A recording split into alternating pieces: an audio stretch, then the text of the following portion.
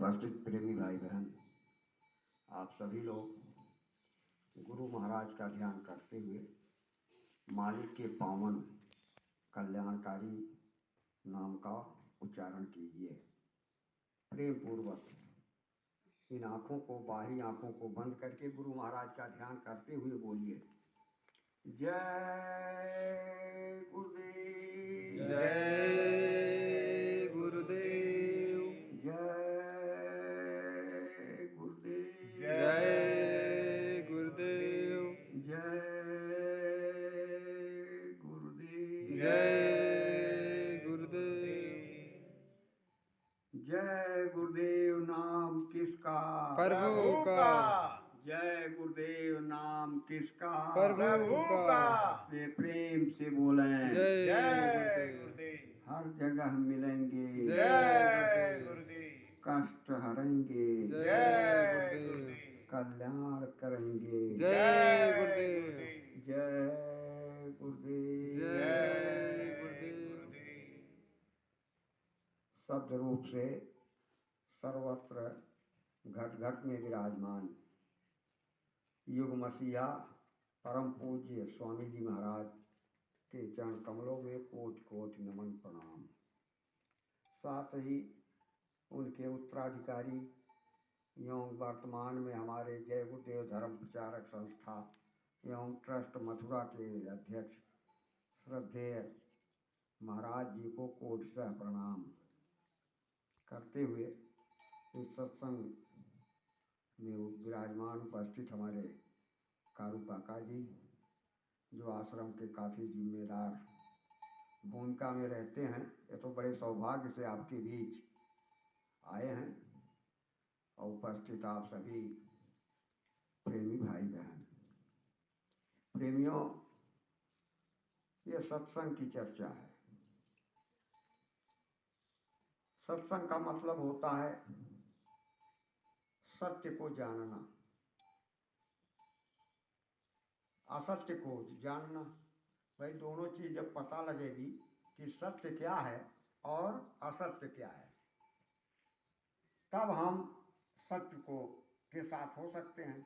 अब पता ही ना हो, जानकारी ही हमें ना हो कि सत्य क्या है, असत्य क्या है, मिथ्या है, झूठ क्या है, और इसी खिलकत और इस सृष्टि में सत्य भी है,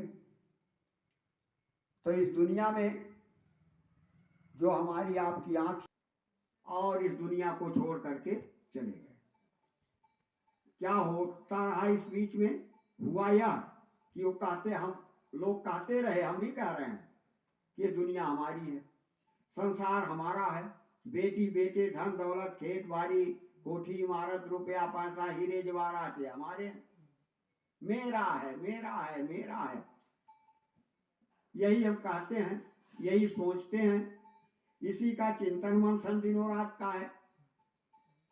अब इसका परिणाम क्या हो रहा है? क्योंकि यह असत्य है, मिथ्या है, और इसी माया की काल की इस दुनिया में हम इसी को अपना समझ करके इस दुनिया में रम रहे हैं। इसका परिणाम क्या हो रहा है? परिणाम ये हो रहा कि हम दुनिया असत्य होते हुए क्योंकि सत्य मानते हैं, इसी नाते इस दुनिया के लिए हम झूठ भी बोलेंगे, बेईमानी भी करेंगे, धोखा भी देंगे, हिंसा भी करेंगे, हत्या भी करेंगे, धोखा क्या क्या गुनाह नहीं करेंगे। गुनाह किस लिए हो रहा है? कि दुनिया मेरी है, ये मेरा है, ये तेरा है। इसी मेरा तेरा की दुनिया में हम लोग नाना प्रकार के गुनाह पाप और क्या क्या करते जा रहे हैं, और हमें ये भी नहीं जानकारी और पता है कि वास्तव में जो हम कर रहे हैं इस मानव शरीर से, मानव शरीर तो बड़े भाग्य से मिला, शरीर मिला मनुष्य का बहुत समय के बाद। जय गुरुदेव, आइए साहब। तो समय मिला, मानव शरीर में हमारी आपकी आत्मा इस समय आई। इसके पहले हम कहाँ थे? हमारी आत्मा कहाँ थी? आज मान लीजिए 150 10-20 साल से हम मानव शरीर में हैं। इसके पहले हमारी आत्मा कहाँ थी? क्योंकि आत्मा तो अजर अमर है, अविनाशी है, प्रभु का अंश है, उसका न कभी नाश हुआ और न कभी नाश होगा। चेतन अमल सहज सुख राशि, ईश्वर अंश जीव अविनाशी। ये संतों की भाषा है, संतों की बात है जो अकाट्य है। संतों ने लिखा, रामचरितमानस की लाइन है, गोस्वामी जी ने लिखा है कि ईश्वर अंश जीव अविनाशी। हमारे अंदर जो बैठा हुआ जीव है, आत्मा है, यह अविनाशी है, माने इसका विनाश नहीं होता। और क्या है इस आत्मा का गुण, क्या है? इस आत्मा के अंदर वो सारे गुण मौजूद हैं जो परमात्मा में। जैसे समुद्र है, समुद्र का एक लोटा भी जल निकालिए तो खारा ही रहेगा, समुद्र का गुण उसमें रहेगा। चाहे एक बूंद ही आप समुद्र का जल ले तो वो भी समुद्र के गुण से ओतप्रोत रहेगा। ऐसे ही उस महासमुद्र से, प्रभु के धाम से, अपने हम घर से इस दुनिया में आए, परमात्मा के दरबार से अपने परम पिता, वही हमारा परम पिता है। यहाँ दुनिया में तो जो हमने माता पिता जिनको समझा, चलो जिन्होंने शरीर को जन्म दिया, पाला पोसा, वो शरीर के माता पिता हैं। हमारी आत्मा का पिता परमात्मा है, जहां से हम आए हैं। संतों ने कहा, यह ना देश हमारा साधो, यह ना देश हमारा, हम हैं अगम देश के वासी, तीन लोक से न्यारा। जहां गए सुख हो अपारा, बहुर न आवे ये संसारा। वो है देश हमारा साधो, वो है देश हमारा। हमारा ये देश नहीं है जो हम अपना बना रहे हैं, ये तो काल और माया का देश है। हमारा, हमारी जीवात्मा वहां की अगम देश की रहने वाली है, नामी धाम की रहने वाली है। जहां गए सुख हो अपारा, जहां सुख ही सुख है, शांति ही शांति है, आनंद ही आनंद है। जहां पाप पुण्य कर्म का विधान है ही नहीं है, जहां दिन रात होता ही नहीं है, उस अगम धाम के रहने वाले हमारी आपकी जीवात्मा है। और वहां से ये आकर के इस काल माया के संसार में फंसाई गई है। काल भगवान ने इसे इसमें काल के चक्कर में फंसा दिया, और कितने युग कल्प और मनवंतर बीत गए, हम इसी काल माया के देश में रम रहे हैं। आत्मा अजर अमर है, मानव शरीर में आप हैं, इससे समय पूरा होगा, फिर इसमें से आत्मा निकाली जाएगी। फिर ये कहाँ जाएगी? अपने कर्म के अनुसार, कुत्ता बिल्ली हाथी घोड़ा नरक 84 कहीं जाएगी। फिर वहां से फिर दूसरे जन्म मिलेगा, फिर तीसरा। इस तरह से भव चक्कर लगाते लगाते हमारी आपकी जीवात्मा को कितना समय बीत गया है, हमारे पुराणों में लिखा हुआ है। कितना समय बीता है, इसको आप जो श्रीमद् भागवत सुनते हैं, कथा वार्ता सुनते हैं, उसमें लिखा हुआ है, लेकिन शायद आपने कभी ध्यान नहीं दिया होगा। उसमें लिखा हुआ, पहली लाइन लिखा हुआ है कि 28वां कलयुग चल रहा है। इस दुनिया में हमारी आत्मा को आए हुए और इस काल चक्कर में चक्कर लगाते लगाते कितना समय बीत गया है? 28वां कलयुग है, माने 28 सतयुग बीत गए, 28 त्रेता बीत गए, 28 द्वापर बीत गए, 27 कलयुग बीत गए, 28वां कलयुग जिसमें भी लगभग 5000 वर्ष पूरे हो रहे हैं। इतने दिनों से हम आप इस काल माया के जाल में फंसे हुए हैं। फंसने का एक कारण है, कारण यह है कि जैसे मानव की शरीर आपको मिली है, मनुष्य की शरीर चंद दिनों के लिए आजाद है, भगवान की तरफ से आप आजाद हैं। कर्म करने के लिए आप आजाद हैं, चाहे अच्छा कीजिए, चाहे बुरा कीजिए, चाहे पाप कीजिए, चाहे पुण्य कीजिए, चाहे सत्य बोलिए, चाहे झूठ बोलिए, चाहे बेईमानी धोखा, जो भी आप करना चाहें कर सकते हैं, कर रहे हैं। कोई आपके ऊपर पाबंदी नहीं है। भगवान ने आपके ऊपर कोई पाबंदी रखा ही नहीं मानव शरीर देकर, क्योंकि सृष्टि में केवल मानव शरीर एक ऐसी शरीर है जिसे कर्म करने का अधिकार है, कर्म योनि है। बकिया जितनी जन्म योनियां हैं वो सब भोग योनियां हैं। तो ये मानव शरीर में रह करके हम जो कर्म करते हैं, अच्छा बुरा आजाद हैं, कौन आपको रोकता है? कोई रोकने नहीं आएगा। न भगवान आएंगे, न देवी देवता आएंगे, न ब्रह्मा विष्णु शंकर जी आएंगे, भैया ये क्यों कर रहे हैं? कोई नहीं रोकेगा। अरे कोई मना करने वाला नहीं है, आप आजाद हैं, करते जाइए। लेकिन याद रखिएगा, ये सृष्टि का जो सृष्टि के नियंता, तीन लोक के मालिक जिनको आप भगवान कहते हो, उन्होंने तीन लोक को बनाया। अब उनका ये राज्य है। अपने राज्य को चलाने के लिए कोई कानून बनता है। जैसे आपके देश में देश को चलाने के लिए संविधान बना हुआ, मोटी पुस्तक है भारतीय संविधान की। उस संविधान के तहत देश की व्यवस्था चल रही है और व्यवस्था को चलाने वाले हमारे अधिकारी कर्मचारी ऊपर से नीचे तक बने हुए हैं। ऐसे ही इस त्रिलोकी संविधान, त्रिलोकी को चलाने वाले हमारे त्रिलोकीनाथ भगवान, उन्होंने भी इस सृष्टि को चलाने के लिए कानून बनाया, संविधान बनाया है। और त्रिलोकीनाथ भगवान का जो कानून है इस सृष्टि को चलाने वाला, वही आपके वेदों में लिखा है, वही आपके शास्त्रों में लिखा है, वही आपके पुराणों में लिखा हुआ है। जितनी भी धर्म पुस्तकें आपको मिलेंगी, सब में एक ही बात क्या लिखा हुआ है कि सृष्टि कैसे चलती है।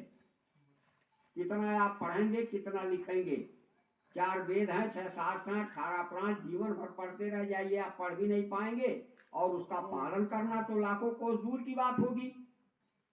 हमारे संतों ने उसको 2 शब्दों में कहा कि सृष्टि का कानून क्या है।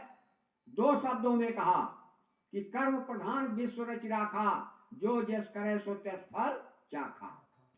कर्म करने के लिए आजाद हैं, लेकिन आप फल भोगने के लिए आजाद नहीं है। भगवान कृष्ण ने कहा कि भैया कर्मणेवाधिकारस्ते मा फलेषु कदाचनम।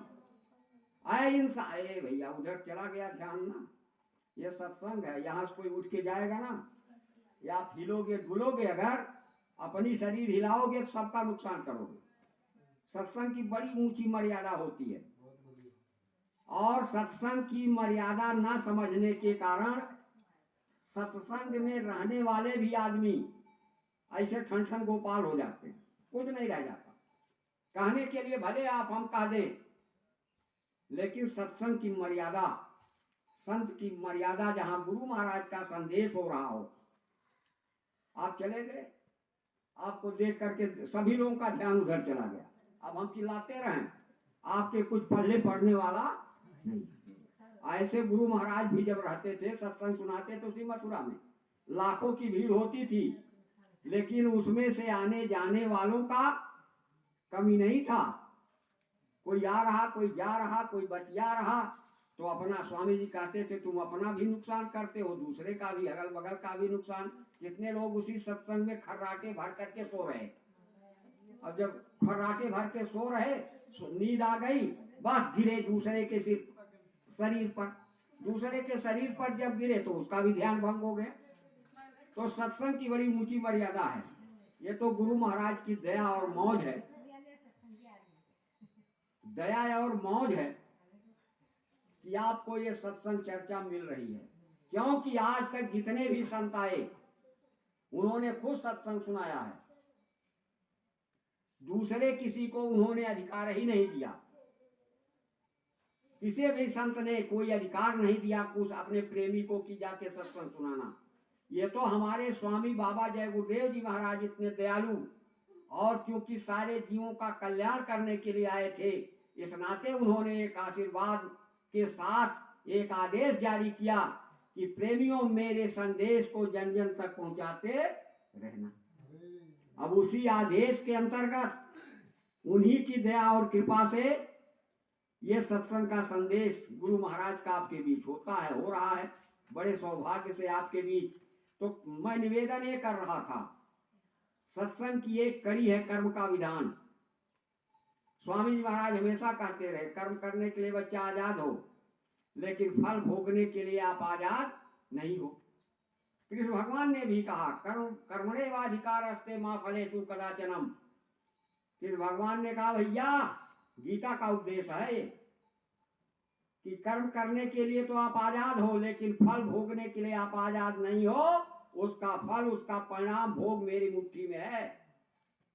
काल रूप में तिन कर भ्राता, शुभ या रूप अशुभ कर्म फल दाता। ये किसकी वाणी है? ये भगवान राम की वाणी है।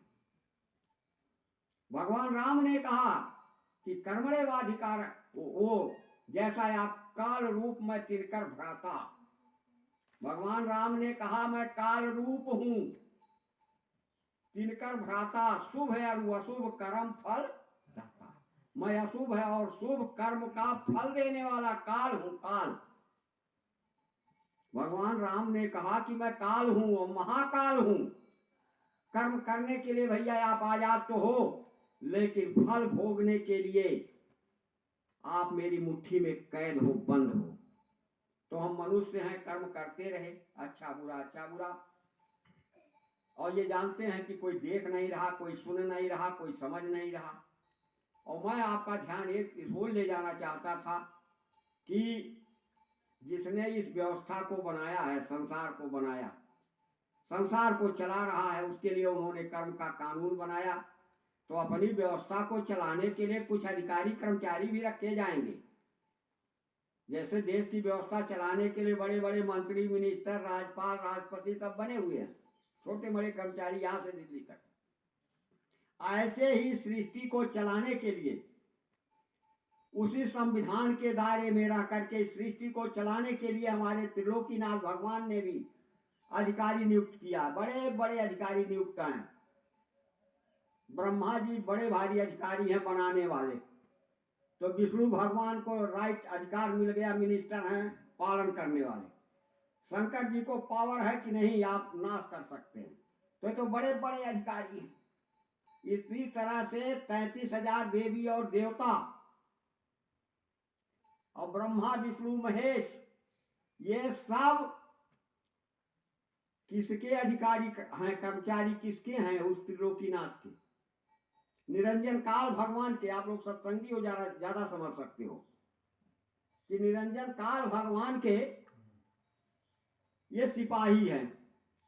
काल भगवान ने, स्वामी जी सत्संग में सुनाते थे, थोड़ा भेद की भी बात हो जाए। स्वामी जी महाराज ने कहा कि जब यहाँ कुछ नहीं बना था, कुछ नहीं था, अंड पिंड ब्रह्मांड भी नहीं था, ब्रह्मा विष्णु महेश, देवी देवता, पृथ्वी, आकाश, कुछ नहीं था। उस समय हमारे अनामी महाप्रभु निर्मौज में समाये हुए थे। कुछ नहीं बना था, ब्रह्म पार ब्रह्म भी नहीं थे, देवी देवता भी कुछ नहीं, स्वर्ग वैकुंठ कुछ नहीं था। उस समय हमारे अनामी महाप्रभु जो हमारे परम पिता हैं, आत्माओं के पिता हैं, वो अपनी मौज में समाये हुए थे। उन्होंने मौज उठी सृष्टि बनाने की। तो सृष्टि बनाने के लिए उन्होंने क्या किया कि एक दिन साहेब बीन बजाई। उनके मुंह से एक धत्कार की आवाज हुई। अरे बीन की आवाज, एक दिन साहेब बीन बजाई। तो अगर सत्संगी हो, नामदानी हो, नाम रूप स्थान याद है, तो आप तो समझ पाओगे कि बीन की आवाज कहां से उठी। तो एक दिन साहेब बीन बजाई। उस मालिक अनामी महाप्रभु के मुंह से आवाज हुई। उसी को नाम कहा जाता है, उसी को वेद वाणी और कहा जाता है। वो आवाज जब उठी तो उसी आवाज ने रचना की। पहले तो अगम लोक, अलख लोक, अलख लोक, ये 4 लोक दयाल के बनाए गए, जहां पर कर्म का विधान नहीं है, जो दया का धाम है, वहां जा करके जीव निर्बंधन होता है। उसके बाद जो सत्पुरुष की रचना हुई, तो सत्पुरुष ने आगे चल करके उसी आवाज पर उन्होंने 16 ब्रह्म पैदा किए, 16 बेटे पैदा हुए सत्पुरुष भगवान के। सत्पुरुष भगवान के जब 16 बेटे पैदा हुए, तो उसमें से जो सबसे छोटे बेटा उनके, ये निरंजन काल भगवान जिनको कहते, त्रिलोकीनाथ जिनको भगवान आप कहते हो, ये सत्पुरुष के सबसे छोटे बेटे।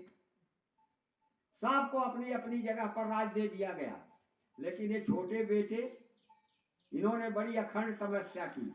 लिखा है 70 युग तक कियो तपस्या, सत्य पुरुष दरबारा। का किसकी तपस्या की है? सत्पुरुष की। सत्पुरुष की इन्होंने तपस्या की, और 70 युग तक एक पैर पर खड़े होकर के निरंजन काल भगवान ने 70 युग तक सत्पुरुष की आराधना की, पूजा किया, ध्यान किया, खड़े रहे, सत्पुरुष खुश हो गए, पिता खुश हो गए। उन्होंने कहा बेटा मांग ले जो मांगना हो। तो इस काल भगवान ने कहा कि हमको आप ही की तरह राज चाहिए, जैसे आपका राज है वैसे हमको भी राज चाहिए, बेटे को भी। यूं मस्त हो गया। लेकिन राज तो इनको मिल गया, लेकिन राज किस पर होगा? बिना आत्माओं के राज नहीं हो सकता। अरे भाई ईंट पत्थर मकान पहाड़ ऐसे नदी सब बना रहे और इसमें कोई जीव जंतु पशु पंछी आदमी न रहे तो राज का क्या मतलब हुआ? ऐसे ही राज तो इनको मिल गया, लेकिन अब राज करने के लिए कुछ आत्मा चाहिए, रूह चाहिए, जीव चाहिए। तब इन्होंने दूसरी तपस्या करके जब सत्पुरुष भगवान को खुश किया तो खुश करके जीवात्मा का एक भंडार छोटा सा वो अथाह सागर में से एक लोटा निकाल लो, क्या पता चलेगा। स्वामी जी कहते थे वो अथाह सागर है, उसमें से एक लोटा एक थोड़ा सा जल निकाल करके आत्माओं का उन्होंने काल के हवाले कर दिया और वो हम ही लोग हैं। उसी समय हम लोग ये आत्मा अपने पिता के धाम से सतलोक से निकाल करके काल भगवान को उन्होंने वापस कर दिया। तो आत्माएं तो रोने लगी, हम लोग रोने लगे, पिताजी आप हमको अपने गोद से निकाल रहे हो, अब ये हम लोग कहाँ कैसे आपका दर्शन करेंगे, तो वहां तो बड़ा दुख मिलेगा, क्या करेंगे ये हमको ले जा करके। तो उस समय पिता ने वादा किया, सत्पुरुष ने वादा किया कि जाओ तुमको लेने के लिए मैं खुद आऊंगा। जब तुम्हारे तकलीफ की सीमा क्रॉस होगी, ये अगर कोई सताएंगे, उनसे तो कहा सत्पुरुष ने कि भैया ले तो जा रहे हो लेकिन उनको सताना मत, तो कोई विधान नहीं बना था। तो आत्माएं आई और अब वापस अपने घर जा रही थी। सतयुग योगी सब विज्ञानी, सतयुग के प्रथम में सब योगी विज्ञानी थे, जीवन में आते भजन करके और मरने के बाद अपने पिता के धाम सतलोक चले जाते हैं। तब सतयुग के अंत में जब ये काल भगवान ने देखा कि ये तो हम बड़े मेहनत करके मांग के इनको लाए, तपस्या करके सबके सब निकले जा रहे हैं और ये सब निकल जाएंगे तो हमारा राज्य किस पर चलेगा। इस नाते उन्होंने सतयुग के अंत में वेद का विधान बनाया, एक सृष्टि का विधान उन्होंने बनाया कर्म का, कि चलो आज से ऐलानिया प्रोग्राम होता है, उसी के लिए वेद की रचना हुई। ऐलान किया गया, 10,000 वर्ष तक तपस्या की प्रचार किया गया कि भैया कर्म करने के लिए आप आजाद हो, लेकिन फल भोगने के लिए आप आजाद नहीं। विधान बन गया, उसका प्रचार हो गया और जब समय बीत गया, 10,000 वर्ष तक प्रचार किया ऋषि मुनियों ने, काल भगवान ने अपनी शक्तियों को पैदा किया, ऋषि मुनियों को प्रचार कराया और उसके बाद वो विधान लागू हो गया। और वही विधान आज आपके सामने चल रहा है कि जो जिसका तो हम लोग मनुष्य शरीर में है, अच्छा बुरा करते रहे और अंत में एक एक पाई कर्मों का भुगतान आपसे कराया जाएगा। आजाद तो है, करते जाइए, हिंसा कीजिए, हत्या कीजिए, चाहे जो कुछ कीजिए, लेकिन जिस समय शरीर से आत्मा निकाली जाएगी, इस आत्मा को शरीर से निकाल करके 17 तत्वों का लिंग शरीर पहनाया जाता है। प्रेमियों, अगर आत्मा निर्बंधन हो जाए, इस पर कोई खोल और पर्दा न रहे, तो यह अपने धाम चली जाएगी। इसको कोई काल और महाकाल भी रोक नहीं पाएंगे। इस नाते इस शरीर से निकाल करके जीवात्मा को तुरंत 17 तत्वों का लिंग शरीर पहनाया जाता है। लिंग शरीर में ही देवी देवता रहते हैं, जैसे भूत प्रेत होते हैं, ये 17 तत्वों के लिंग शरीर है। वो आपको देख सकते हैं, लेकिन आप उनको देख इस आंख से नहीं सकते। उसको देखने के लिए आपके अंदर आंख है, लेकिन वो आत्मा की आंख है, इस आंख से वो दिखाई नहीं पड़ेंगे, न तो देवी, न देवता, न भूत, न प्रेत। ये 17 तत्वों का लिंग शरीर पहना करके हम आपको ले जा करके जमराज के दरबार में पेशी होगी, और जब पेशी हो जाएगी तो सारे कर्मों का लेखा जोखा हो जाएगा। आप कहोगे कि हमने नहीं किया है, तो याद रखिएगा आपके कंधे पर बैठ करके दो सिपाही, काल भगवान के दो परिंदे आपके कंधे पर बैठ करके दिन और रात आपके कर्मों की फाइल बना रहे हैं। वीडियो कैसेट तैयार हो रही है, वो कैमरा चल रहा, कुदरती कैमरा हमारे आपके सबके कंधे पर पड़ा, और वो दूत 24 घंटे हर पल हमारे आपके कर्मों की फाइल बना रहे हैं। हम अचेत हैं, हम तो समझ रहे हैं कि मनुष्य हैं, बड़े चालाक हैं, चाहे जो कुछ करें, क्या कोई देख रहा है? लेकिन नहीं, वो देखने वाला देख ही नहीं रहा है, बल्कि हमारे आपके कर्मों की फाइल बना रहा है। वीडियो कैसेट तैयार हो रही है, और इस शरीर से निकलने के बाद इसका कर्मों का फैसला होगा। आपके सामने फैसला होगा कि आपने क्या किया इस मानव जीवन में रहकर। आप इनकार नहीं कर पाओगे, आपको दिखा दिया जाएगा कि आपने ये किया।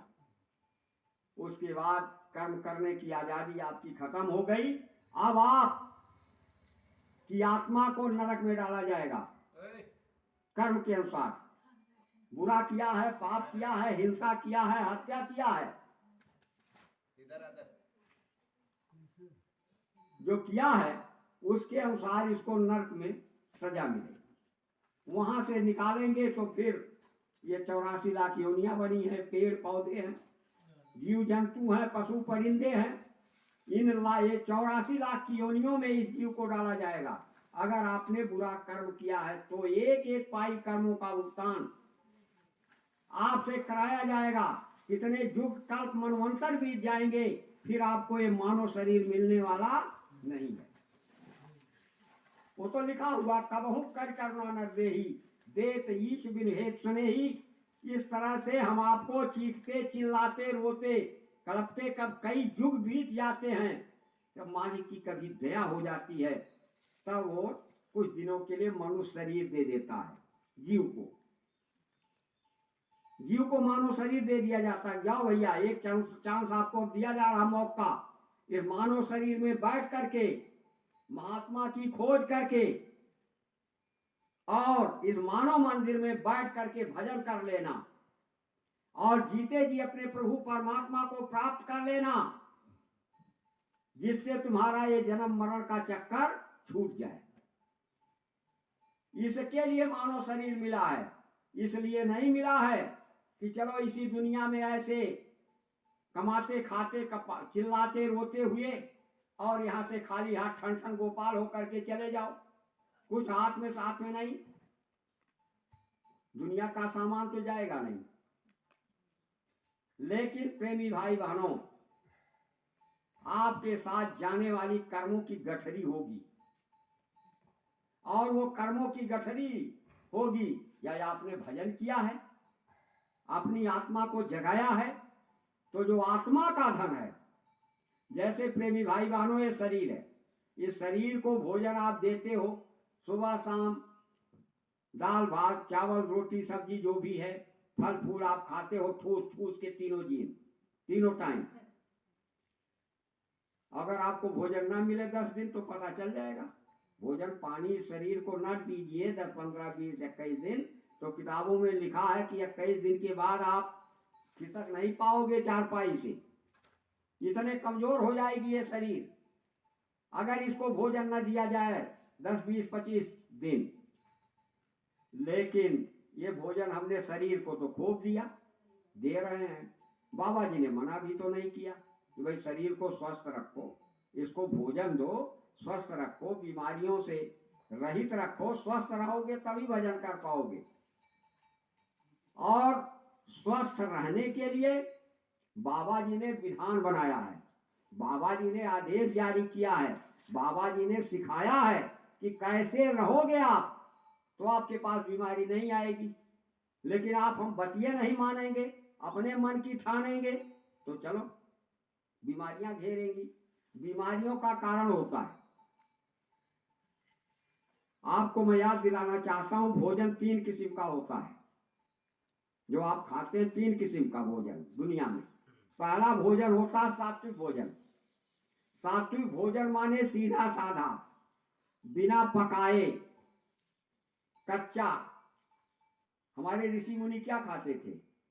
कंद मूल फल खाते थे, जंगलों में रहते थे, पेड़ों की पत्तियां और छाल को खा करके भजन करते थे, आत्मा को जगाते थे, आध्यात्मिक शक्ति को जगाते थे। तो यह कहलाता है सात्विक भोजन। ये भजन करने वाला भोजन है, सात्विक भोजन है। हमारे स्वामी जी महाराज क्या करते थे? प्रारंभिक दिनों में 60, 70, 80 वर्ष तक स्वामी जी महाराज एक रोटी से ज्यादा खाने नहीं देते थे। एक रोटी और नमक नाश्ते में देते थे, 2 नहीं देने देते थे भंडारे में। कहते थे दाल में ऐसी बनाओ कि उसमें दाल का फट्टी दिखाई ना पड़े, पानी वाला। तो इतना सादा से सादा जो भोजन है वही करके कोई भजन कर सकता है। जब ठूस के खा लोगे पेट में तो आलस आएगा, आप भजन क्या करोगे? तो सात्विक भोजन की पहचान है, ये सात्विक भोजन कहलाता है। दूसरा भोजन ये है 56 भोग का भोजन, खूब तीता मीठा कड़वा ये और वो 13 किस्म के, 13 क्या 56 किस्म का भोजन। अब ये 56 किस्म का भोजन करेंगे तो भोग से रोग होगा, भोग से रोग होगा। इस राजसी भोजन से रोग पैदा होगा। क्या हमारे ऋषि मुनियों को रोग क्यों नहीं होता था? जंगल में पड़े हुए हैं, कपड़ा भी नहीं पहने हुए हैं, धूल लपेटे हुए हैं, लेकिन निरोग है। जड़ी बूटियों की दवा जरूरत पड़ी तो ले लिया करते थे। तो राजसी भोजन जो है उसी को कहा जाता है राजसी भोजन। खूब चटक मटक तीता मीठा कड़वा ये और वो क्या क्या, ये राजसी भोजन है और ये रोग का कारण है। अब आज देश में यही देखा जा रहा है।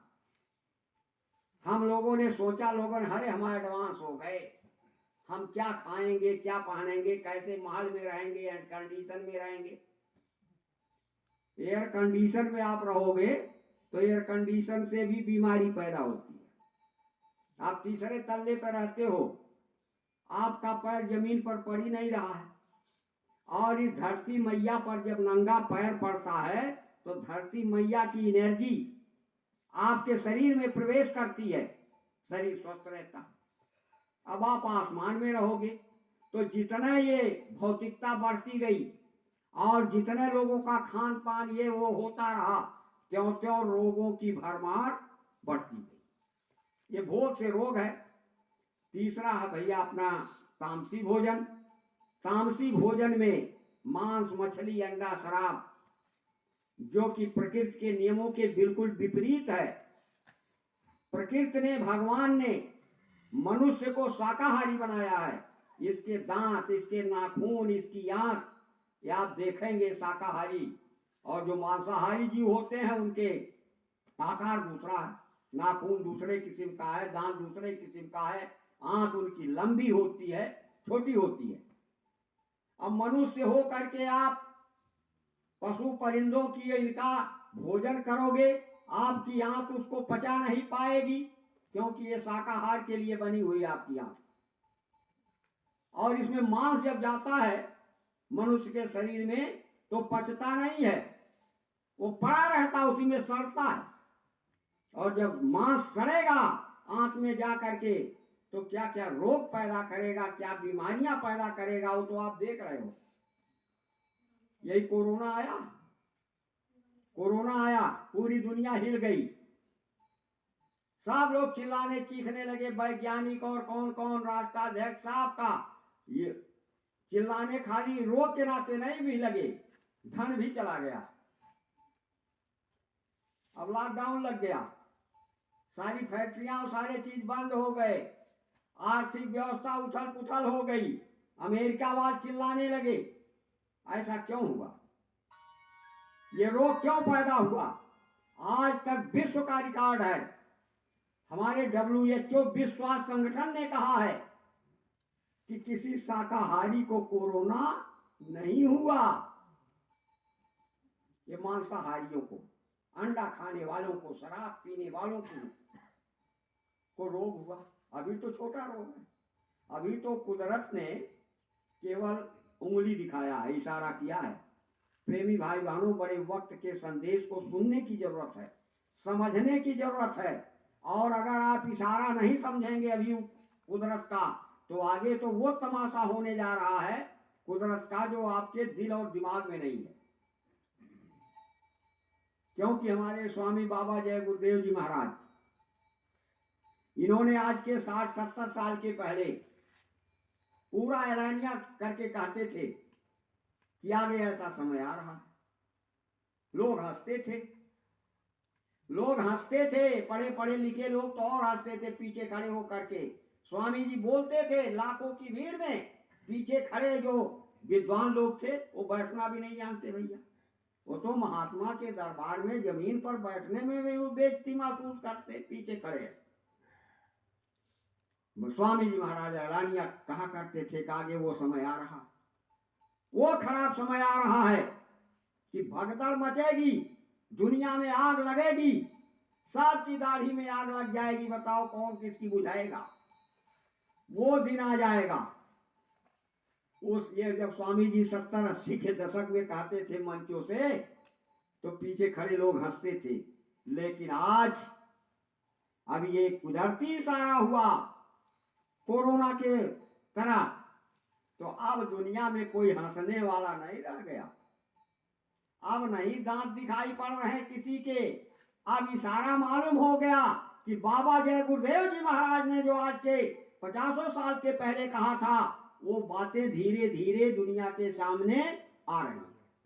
और अभी जो आगे आने वाली है वो तो अभी आगे आएंगी। और क्या आगे आएगा, बड़े संक्षेप में मैं आपसे निवेदन करने आया हूं। इतनी पगड़ियां करो भाई, चमक आती है। तो मैं इशारा करना चाहता हूं, क्योंकि समय बहुत थोड़ा सा है और थोड़े समय में पूरी बात हो जाए, इशारे में ही बात अच्छी रहती है। आगे का वक्त कैसा आ रहा है प्रेमियों, याद रखिएगा, महात्मा त्रिकालदर्शी होते हैं। त्रिकालदर्शी माने वो वर्तमान को, भूत को, भविष्य को चश्मदीद देखते हैं। किससे? अपनी दिव्य आंख से देखते हैं। दिव्य आंख आपके अंदर भी, हमारे अंदर भी है। दिव्य आंख माने तीसरा नेत्र, ज्ञान चक्षु, जिससे अंडपिंड ब्रह्मांड दिखाई देता है। इस आंख से तो ये दुनिया दिखाई दे रही है, लेकिन ये दिव्य आंख जो तीसरा नेत्र है, ये अगर आपका खुल जाए तो आप यही बैठे बैठे स्वर्ग चले जाओ, वैकुंठ चले जाओ, ब्रह्मलोक चले जाओ, चाहे जहां हो जाओ। और भविष्य और वर्तमान और भूत सब ऐसे दिखाई देता है दिव्य आंख से। तो महात्मा दिव्यदर्शी होते हैं, उनकी दिव्य आंख खुली होती है। वो वर्तमान, भूत और भविष्य को उसी तरह से देखते हैं जैसे हम आपको देख रहे हैं, आप हमको देख रहे हैं। तो स्वामी जी महाराज आगे आने वाले समय को देख करके बयां करते थे। वो जानते थे, देखा था उन्होंने कि आगे दुनिया में क्या हलचल मचने जा रही है, दुनिया में आग लगने जा रही है। उसी आग को बुझाने के लिए हमारे स्वामी जी महाराज ने सन 1952 से लेकर के और 2012 तक 60 सालों तक अकूत मेहनत किया है। किस लिए मेहनत किया है? कि आगे आग लगेगी, देश दुनिया जलेगी, इंसान को हराम त्राहिमाम मचाएगा। उसके लिए कैसे इसको बचाया जाए, महात्मा बचाने आता है। महात्मा शांति देने आते हैं, महात्मा प्रेम देने आते हैं, महात्मा धर्म देने आते हैं। लड़ाई झगड़ा कराने नहीं आते, वो लड़ाई झगड़े को खत्म करने आते हैं। विवाद अपवाद को खत्म करने के लिए महात्मा इस धराधूम पर अवतार लेते हैं। तो स्वामी जी महाराज ने देखा कि भविष्य में सब होने जा रहा, इस नाते बाबा जय गुरुदेव जी महाराज ने सन 1952 से कुआं खोदना शुरू, जैसे यहाँ कोई आग लगने वाली हो करके कुदरत को खुश कर गाते थे, जागो जागो दुनिया वालों, सतयुग आने वाला है। डम डम डम डम महादेव का अब डमरू बजने वाला है। नेत्र तीसरा खुलते ही शिव तांडव रास रचाएगा, खंड खंड इस वसुंधरा का त्राय त्राय कर जाएगा। मानव की क्या पेश चलेगी, अंबर तक भट जाएगा। अरे मानव की क्या रहे जो जाए जो कहां, तो मानव की क्या पेश चलेगी, अंबर तक फट जाएगा। डग डग डग डगमगा उठेंगे पर्वत भी भूचालों से, राख बनेंगे महानगर तक एटम के अंगारों से, पत्ता पत्ता झुलस जाएगा विश्व युद्ध झंकारों से। इस धरती का सारा आगन लाशों से पड़ जाएगा, ऐसा भीषण बम भोले का अब तांडव होने वाला है। व्याख्या करूं तो बड़ा समय लगेगा। धरती की कौन कहे आकाश फटेगा। आकाश फटने का मतलब आपकी ओजोन परत फट रही है, जिसका परिणाम दुनिया के सामने है। धरती का तापमान बढ़ रहा है, ग्लोबल वार्मिंग जिसको आप कह रहे हैं, विज्ञान वाले खूब चिल्ला रहे हैं। अभी ग्लेशियर पिघल गया ना चमोली में, लाखों लोग फना हो गए। और जब धरती का तापमान ऐसे बढ़ता जाएगा और देश और दुनिया के सारे बर्फ पिघलेंगे तो क्या होगा, जल प्रलय हो जाएगी, समुद्र का जल स्तर ऊपर उठ जाएगा, समुद्र के किनारे बसे हुए सारी महानगरियां समुद्र में विलीन हो जाएंगी। ये तो एक कारण बता रहा हूं। और उस सूर्य की किरणें ओजोन परत के फटने के बाद जब आपके शरीर पर पड़ेंगी तो आपके शरीर पर फफोले पड़ जाएंगे। घुट घुट करके प्राण छोड़ देना पड़ेगा लोगों को। इसी नाते शाकाहार का प्रचार हो रहा है कि आप शाकाहारी रहोगे तो आपके ऊपर उसका असर कम होगा, और अगर आप शाकाहारी ना रहे तो वो सूर्य की किरणें, पराबैंगनी किरणें जब मानव के शरीर पर पड़ेंगी तो शरीर में फफोले पड़ेंगे, घुट घुट करके लोगों को प्राण छोड़ देना पड़ेगा। ये तो एक परिणाम बता रहा हूं कि आकाश भी फटेगा। एटम बम, परमाणु बम, कीटाणु बम, विश्व युद्ध होगा, सब छूटेंगे। देश और दुनिया में इस समय कितने बम, कितने मिसाइलें बन करके तैयार है, गिनती नहीं है। और देश के सारे राष्ट्राध्यक्ष और सारे वैज्ञानिक चिल्ला रहे हैं हमने बनाया है, हम इस धरती को 3 मिनट में तलातल कर सकते हैं, सब चिल्ला रहे हैं। लाखों करोड़ों की संख्या में बम बना, अब ये क्या दाल में पड़ेगा। बस किसी दिन किसी एक राष्ट्राध्यक्ष की खोपड़ी खराब हो गई है, इसने छोड़ा तो सभी लोग पड़ापड़ छोड़ना शुरू कर देंगे, विश्व युद्ध होगा। आपने महाभारत का नाम सुना होगा। महाभारत की लड़ाई हमारी 18 दिनों की हुई थी। 18 दिन का महाभारत हुआ, सिर्फ भगवान ने कराया था। अब की कलयुग में जो महाभारत होने जा रहा है यह 18 मिनट का है। आपको सोचने का, समझने का। अभी मैं एक संदेश पढ़ रहा स्वामी जी महाराज का, उसमें लिखा हुआ है कि डग डग डग डगमगा उठेंगे पर्वत भी भूचालों से। ऐसा भूचाल आएगा, भूकंप, कि पहाड़ भी हिलेंगे, कोठियां जो है आपकी 300-300 फीट ऊपर उछल जाएंगी। और ये कब आएगा? स्वामी जी महाराज ने कहा 2:10 पाएगा रात में। 2:10 रात को आप घर में सोए हुए हैं, भूकंप आ गया, आप घर में पड़े हुए हैं, आपको पता ही नहीं है, बिल्डिंग उछल गई, तो डग डग डग डगमगा उठेंगे पर्वत भी भूचालों से, राख बनेंगे महानगर तक एटम के अंगारों से। ऐसा भीषण बम भोले का अब तांडव होने वाला है। जागो जागो दुनिया वालों, सतयुग आने वाला है। तो ये जब महाविनाश हो जाएगा तो इस विनाश के बाद, महाभारत के बाद, तब खून से डूबी इस धरती पर तब धर्म की ध्वजा लहराएगी। तब धर्म का राज्य कायम होगा। और धर्म की ध्वजा कौन उठाएगा? धर्म का पताका कौन उठाएगा? कोई मांसाहारी, शराबी, कबाबी, अंडा कौन उठाएगा? कोई बेईमान धोखेबाज उठाएगा? नहीं। जो सत्यवादी हैं, जो भगवान को का भजन कर रहे हैं, जिनके अंदर आत्मा की जागृति, आध्यात्मिक जागृति पैदा हो रही है। स्वामी जी महाराज ने कोई खेल नहीं रचाया है।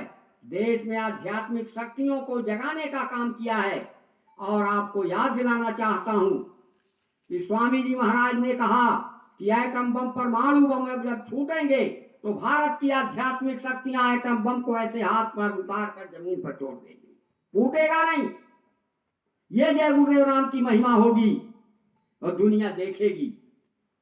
जब दुनिया देखेगी कि भारत के देश में ऐसे लोग हैं जो बम को हाथ से उतार के जमीन पर रख देते हैं बच्चों के गेंद की तरह से, और बम नहीं फूटता है, ये जय गुरुदेव वाले हैं, तब बताओ क्या होगा, दुनिया में क्या हलचल मचेगी। कुछ बम फूटेंगे भी, उससे अंडाखोर, मांसखोर और इनका सफाया भी होगा। कुछ बम जो है समुद्र में भी ठेले जाएंगे। ये सब भारत की आध्यात्मिक शक्तियों के द्वारा होगा, वैज्ञानिकों के द्वारा नहीं। भौतिक ज्ञान का ये बस का काम नहीं है। ये पढ़ाई लिखाई दुनिया की है, ये उसका विषय नहीं है। ये विषय आध्यात्म का है, आत्मिक शक्ति का है कि आध्यात्मिक शक्तियां ऐसे ही परिवर्तन करके दुनिया को हमेशा से नचाया। राम भी आए यही काम, कृष्ण भी आए यही चमत्कार किया था।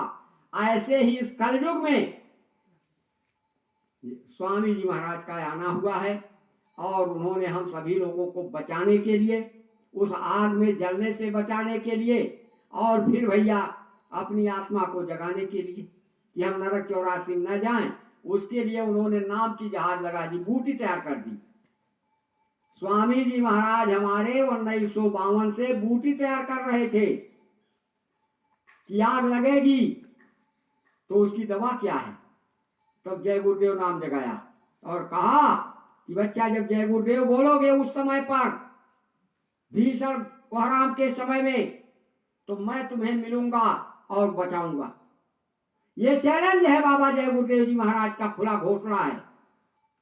और जब जय गुरुदेव नाम से लोगों की रक्षा होगी, सुख शांति अमन चैन मिलेगा, धर्म की स्थापना होगी, धर्म का राज्य कायम होगा इसी भारत में पहले।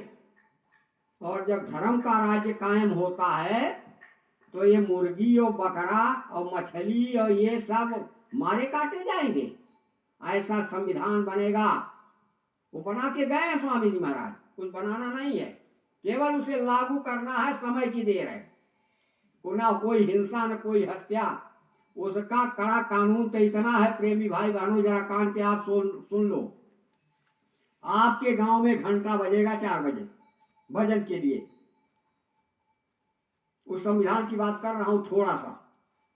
4 बजे घंटा बजेगा कि भजन करने के लिए बैठ जाओ, और अगर आप भजन पर नहीं बैठोगे तो पुलिस आपको डंडे बजाएगी, डंडे बजेंगे आपके पीठ पर कि 4 बजे उठ करके तुम घर रात के सो रहे हो, 4 बजे भजन का समय हो गया।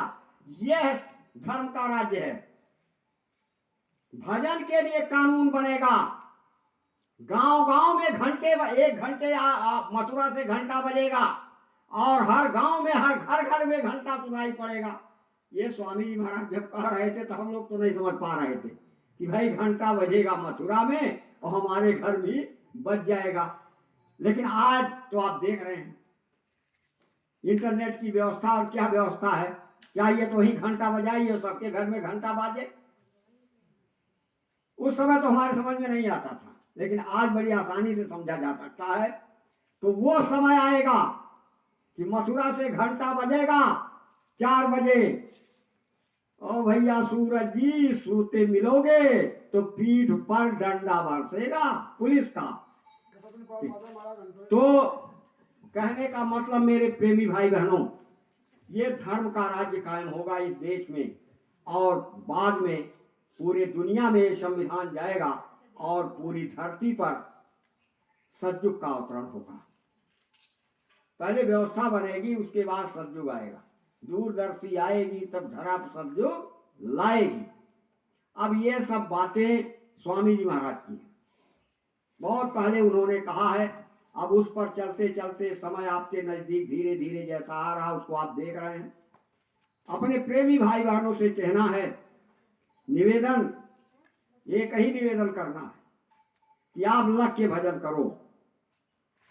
प्रभु का भजन करो रोजाना सुबह शाम, नहीं तो आपके साथ भी धोखा हो जाएगा। कुदरत किसी को माफ ओफ नहीं करती है, क्योंकि भजन करने से, सेवा करने से, भक्ति करने से जानते हैं क्या होता है?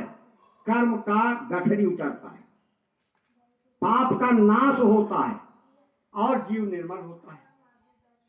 आपने कर्म किया, हमने भी, हम भी पापी हैं, कुकर्मी हैं। कौन दूध का धोया यहाँ आया? बाबा जी ने तो बड़े बड़े डाकुओं को, बड़े बड़े कत्ल करने वाले, हिंसा करने वालों को भी बाबा जी ने भगत बना दिया, शाकाहारी बना दिया। तो कर्म तो हमारे आपकी भी है।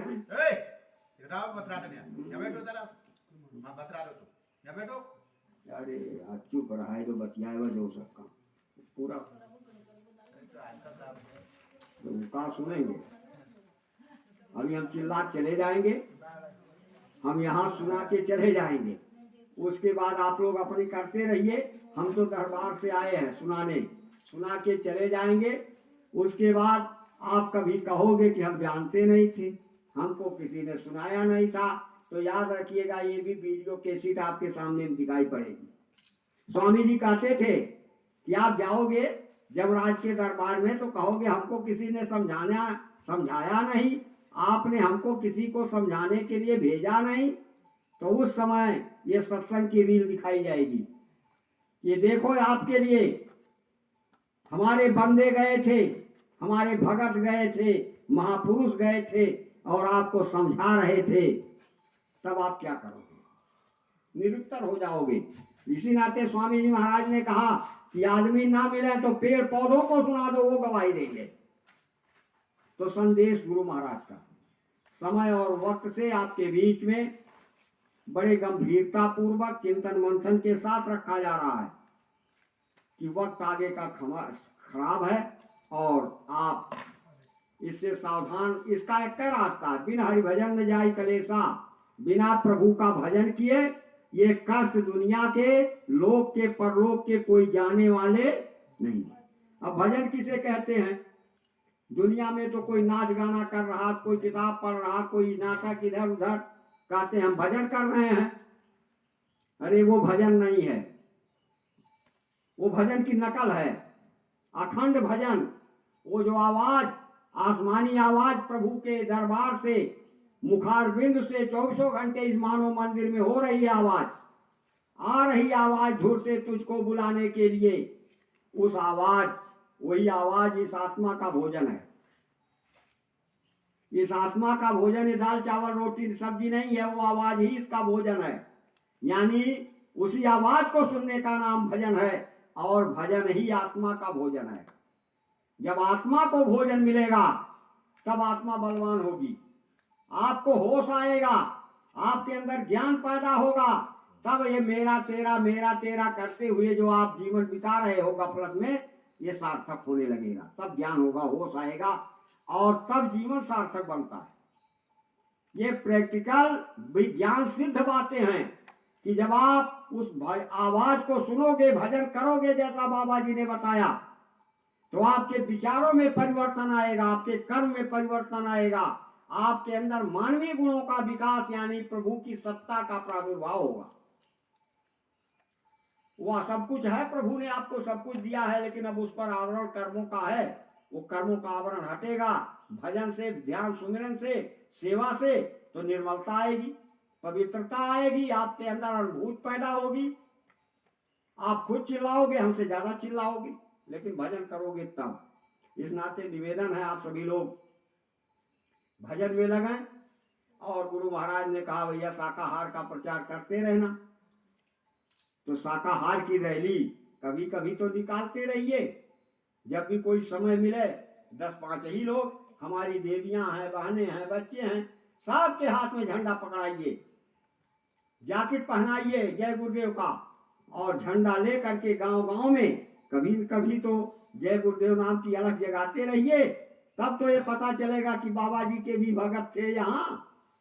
अब आप सनातन अपने आंगन में पड़े हुए हैं, घर में, कभी घर से निकले ही नहीं।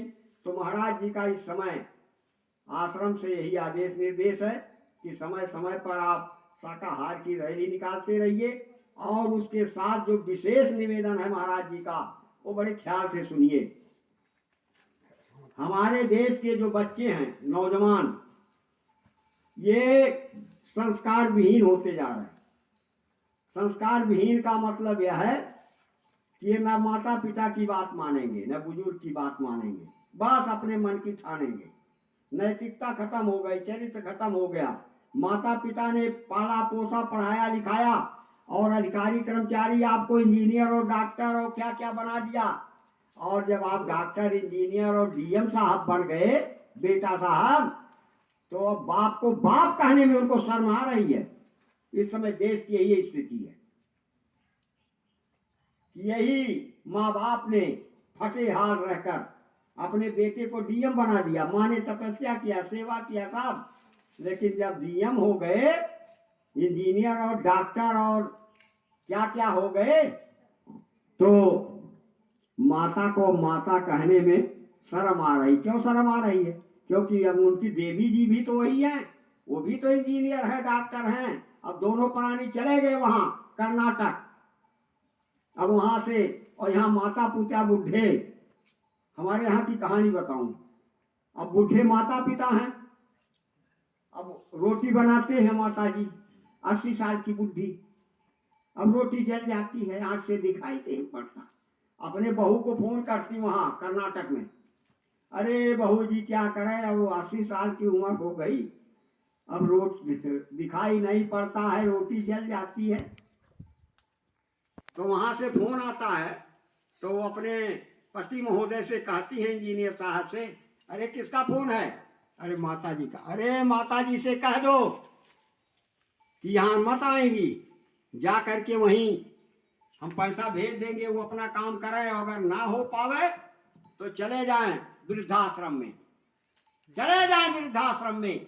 आप जा करके वृद्धाश्रम में देश के अंदर देखिए, हमारे बड़े बड़े डॉक्टर, इंजीनियर, आईएएस, पीसीएस के बाप तो बदल होगा तो आपको सूचना मिलेगी। तो होली के कार्यक्रम में आप जरूर चाहिएगा, जैसी व्यवस्था बनेगी, और अपने बच्चों को लेके जरूर आइए। बच्चे और बच्चियों को संस्कार में लाना मत भूलिएगा।